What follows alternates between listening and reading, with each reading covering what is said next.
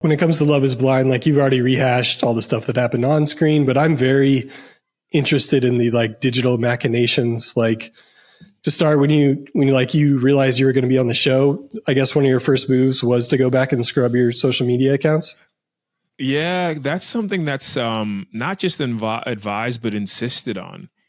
So I think that one is an important like immediate layer. Is um I think nowadays anyone who gets into reality TV has this belief that they're going to take off after, and usually it does happen. So it makes sense. But I think when I was getting on, I mean, the industry travels so fast.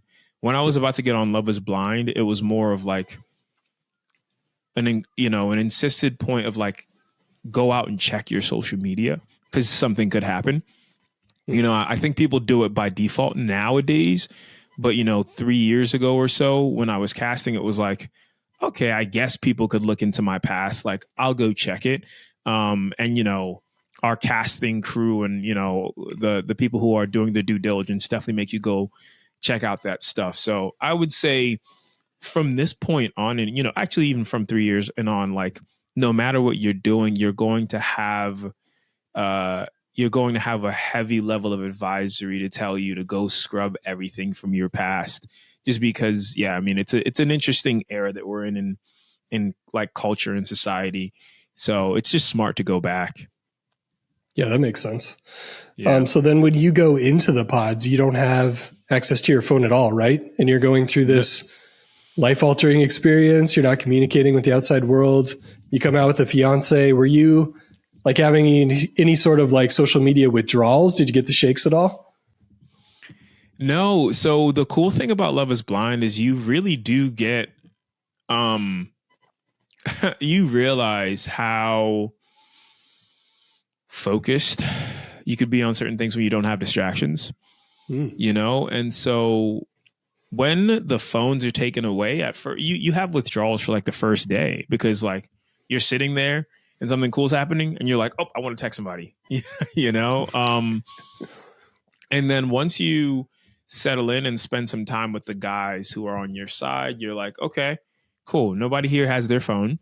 We're all just getting to know each other. And I made some, like the relationships you build during the Love Is Blind filming are so deep because you don't have those distractions, So the withdrawals do last maybe a day or two. And then after that, like you're so focused on the people around you, not just the women on the other side, but the men who are on your side as well. There are guys that I still hang out with at least once or twice a week from that show. So yeah, they've almost become like best friends. I'm actually, like I said, I'm going to go see a movie today with one of the guys from the show, So yeah, I mean, I think it's pretty cool. And you get to focus on just like what's around you and what's in front of you when those phones are taken away. And for me, it was funny. Like, so my birthday was 3 days after filming started. So when I got my phone back, I picked it up to like 3,000 missed notifications. So it was kind of crazy. And I remember having people like message me a week after I got my phone back, like, hey, just checking in on you. Did you, get my message, get my happy birthday, So, I mean, it took a little bit to adjust, but once you got into it, you forgot all about it. And then when you got it back, you obviously like, you were jittery and excited and you wanted to let everybody in the world know what was going on in front of you. I mean, you couldn't be as in depth with everybody, but when something exciting is happening, you want to tell the people that matter most. And so, I reached out to my sister, my brother, and had a conversation with my mom as well. Did you feel like you carried some of those, I don't know if lessons is the right word, but like some of those behavioral adjustments that you encountered in the pods? Like, did you carry those into life after the pods? As far as like, I'm not going to pick up my phone right now. Did you have better habits coming out?